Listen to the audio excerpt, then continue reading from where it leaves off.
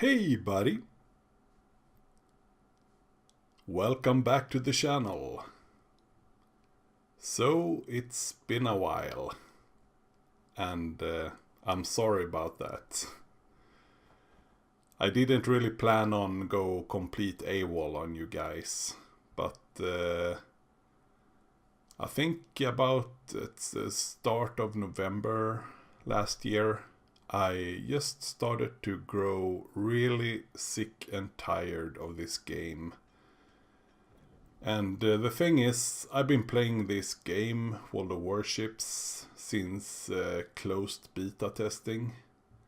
So I guess for, what is it now? 3 or 4 years?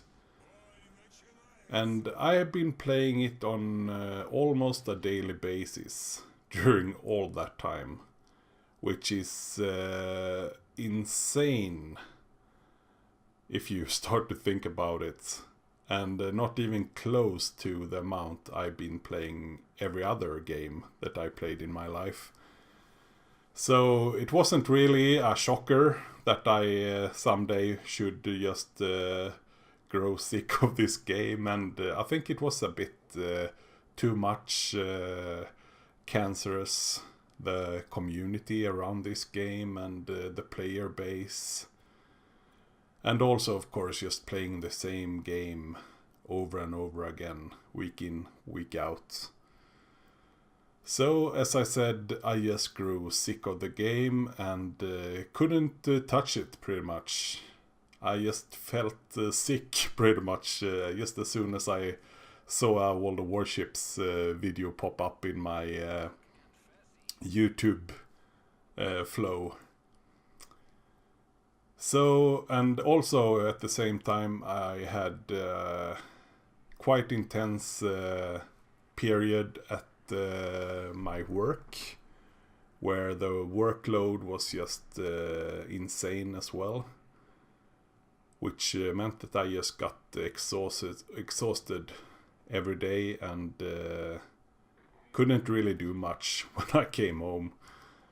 Usually that's a good thing when you want to play video games, to be exhausted, because you don't really have to do much sitting down playing video games, but I was even too exhausted to manage that one. So I've been completely away from the game for about 3 or 4 months.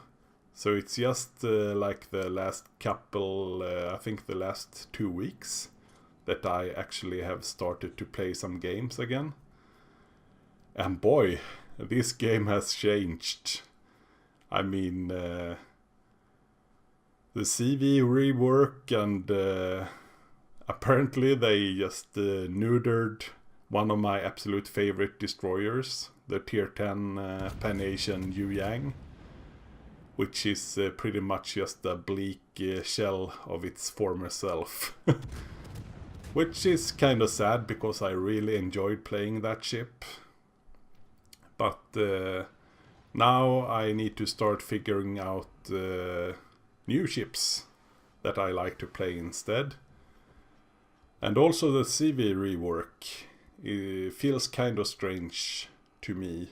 I know it's kind of a work in progress.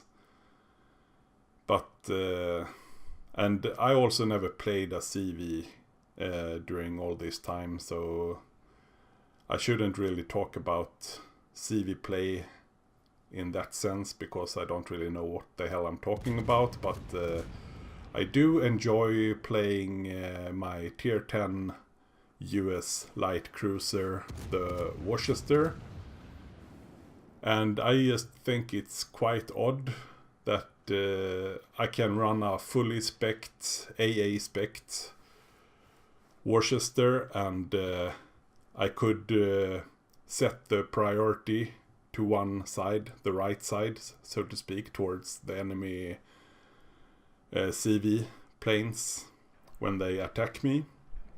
And I can also even engage my anti-aircraft consumable. And even though I have one of the strongest AA cruisers in the game, I do correct priority targeting on the side of the ship. and I engage my anti-aircraft consumable.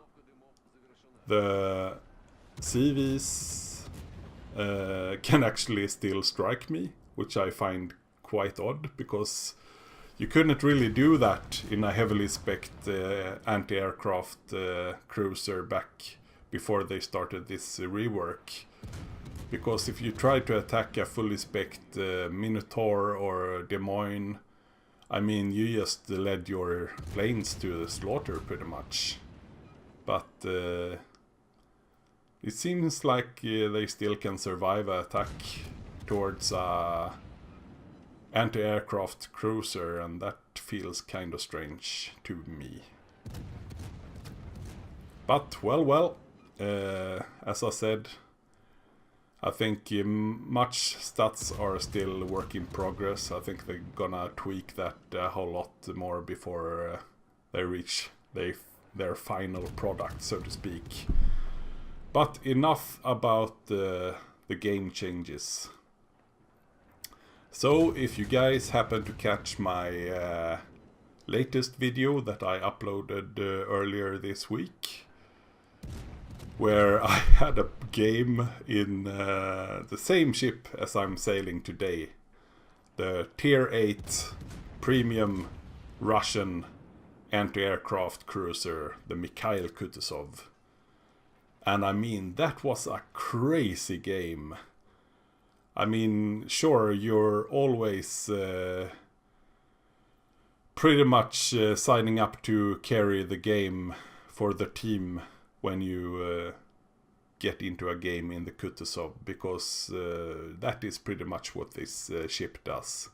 It carry teams for a living. But just coming that close to not only a solo warrior, but also a Kraken Unleashed, and of course the win for the team. So if you guys haven't checked that video out, I can highly recommend you doing that. I think I'm gonna link it in the end of this video as well, so you can check it out after you watched this one. But of course it hurts when you come that close, when it's down to just 1 or 2 seconds on the clock. And that's the difference between a solo warrior or not solo warrior, Kraken Unleashed, not Kraken Unleashed, or a win or a loss. Well, that can make a grown man cry. But instead I thought I upload this game that will pretty much counter the earlier game that I just spoke of. So this is another Kutuzov game, and I've been pretty much pushing the A flank quite hard. Usually on this map, just the same as a couple of other maps that I can't really remember the name of right now. That looks pretty much the same. For some reason, the northern team always gets a better push going east for some reason.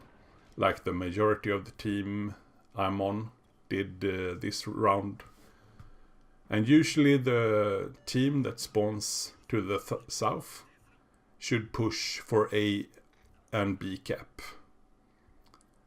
But something strange happened this game. I think perhaps maybe the enemy team just got one of those brain farts, those lemming train moments, and just went straight up to the northern eastern corner for some strange reason, because they have totally disregarded any of the caps pretty much, and now they just parked up in the corner, creating a perfect crossfire situation for my team.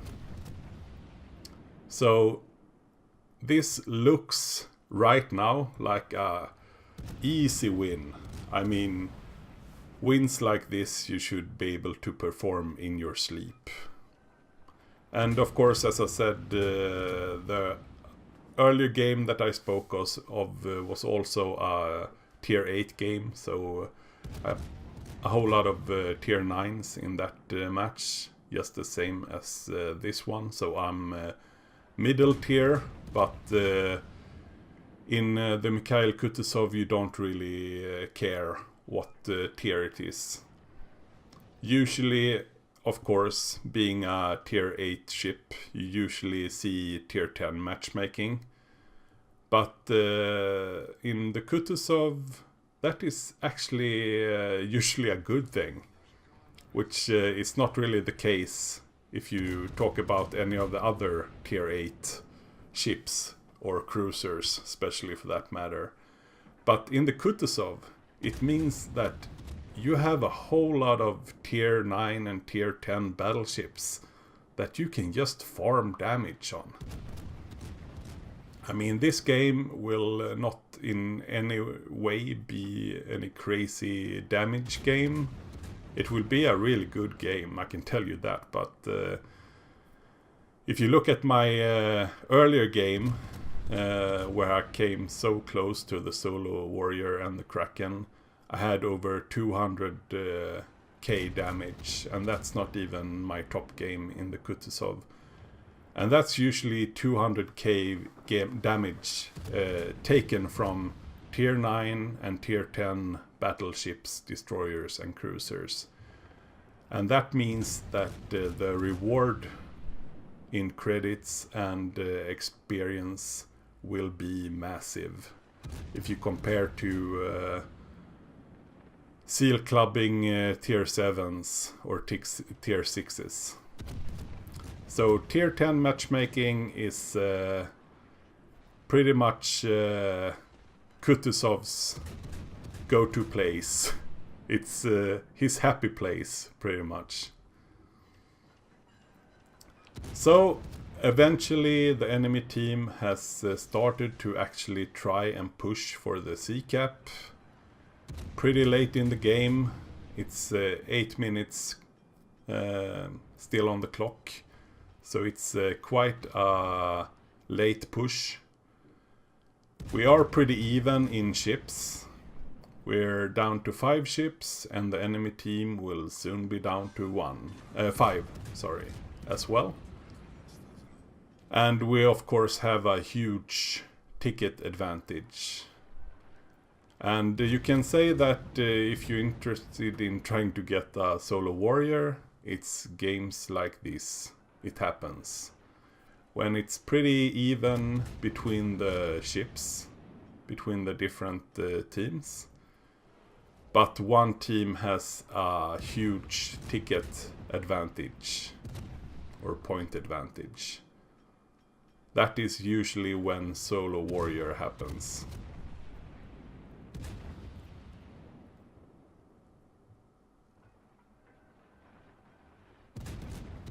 And Solo Warrior, for maybe if there is some new guy watching this video, that is a award that you get if you are the last player alive on your team and there are at least 4 enemy ships left on the enemy team and you still pull off the win. So as you can see, we are still pretty even ship-wise. We seem to manage to kill one of their ships to every one they managed to kill from us. But that will soon start to change. Right now we have 3 ships to their 4. They are of course starting to put pressure on pushing the B cap as well. So my role right now as the long range fire spamming sniper as I am in the Kutuzov is to just kite away, kiting the enemy force behind me and just burning them down from a distance. Now I have been able to hold on to a majority of my health pool right up until now. But that is always a good thing, because when it comes to these crunch times in the late game in the Kutuzov, you will start to take a whole lot of more punishment, because the Kutuzov is really a paper ship. You have no armor whatsoever, especially to keep you safe from these tier 9 battleship guns, like the Missouri or the Iowa or Fredrik the Grosse. So it's a good thing to be able to play this ship at longer ranges, spamming and kiting and dodging shells from afar. And as you can see, I have a range of over 19 kilometers on my guns in the Kutuzov. So before I killed the last ship, that Missouri, we were actually 4 against only me, which meant that before I killed him, I have the possibility to earn myself the solo warrior. And of course, at this part of the game, you're starting to want to get some more damage and some more kills. At the same time, you are having a sure win, pretty much, because there are no more destroyers left on the enemy team, so not really anyone that can outspot me or keep me spotted for their ships or their battleship. So if I just kite away and hide, I have this game in the bag, because we're up to 990 points and they have 300 points. So the smartest thing is just to play it safe, which you really should in this situation. So I'm just shooting off some torps into the B cap. Maybe I get lucky, maybe I don't, but it doesn't really matter, because the game is over. And it's a solo warrior win. Finally. So that always feels good, of course. 1 kill, 130k damage, a whole lot of fires, and also a cap for the team. So next time I have a real treat for you guys. I have a Asashio on Asashio action video coming up. 2 of the most puny guns in a gun duel. Until then, please drop a like and don't forget to subscribe to the channel. I hope you guys have a good one. Until next time, bye bye.